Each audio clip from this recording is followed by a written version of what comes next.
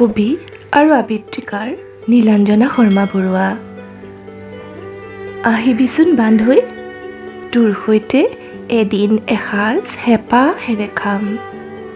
সেইদিনা মই ৰান্ধিম জহা চাউলৰ ভাতৰ সৈতে তই খাই ভাল পোৱা গুটি আলুৰ ভাজি, পালেং শাকৰ চাটনি আৰু লগতে ঔটেঙাৰ দালিৰ সৈতে লাই শাকৰ ভাজি। আৰু ৰান্ধিম আগতে যে আইৰ হাতেৰে খাবলৈ উৎপাত লগোৱা পোৱালি মুৰ্গীৰ জালুকীয়া তৰকাৰী।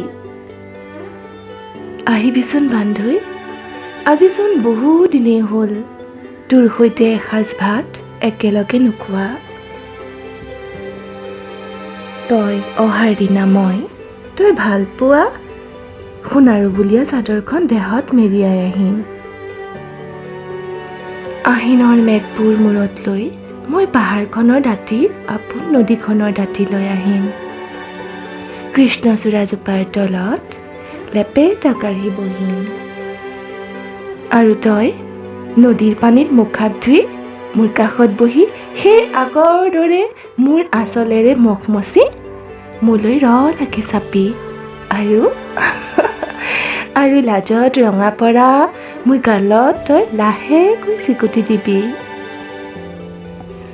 তোৰ সেই দুষ্টালিবোৰ বাৰু আজিও আছেনে তোৰ মাজত ভৰি? তই সলনি নহবি বান্ধৈ, তই সলনি নহবি। সময় পালে আহিবি মোৰ সৈতে একেখন কাঁহীতে হেঁপাহেৰে এসাঁজ খাই যাবি। সিদিনা মোৰ কোলাত তই মূৰ দি শুবি, তোৰ কপালত হাত ফুৰাই ভাতৰ কাঁহীৰ এগৰা ভাত মই খাম আৰু ইগৰা তই খাবি।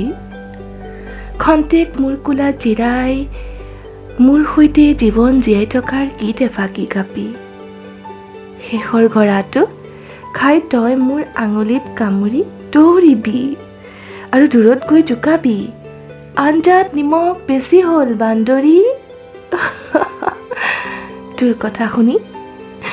কথা শুনি মই চকু চলচলীয়া কৰি হেতাখন লৈ খেদি যাম তোৰ পিছে পিছে তোক মাৰিবলৈ বুলি।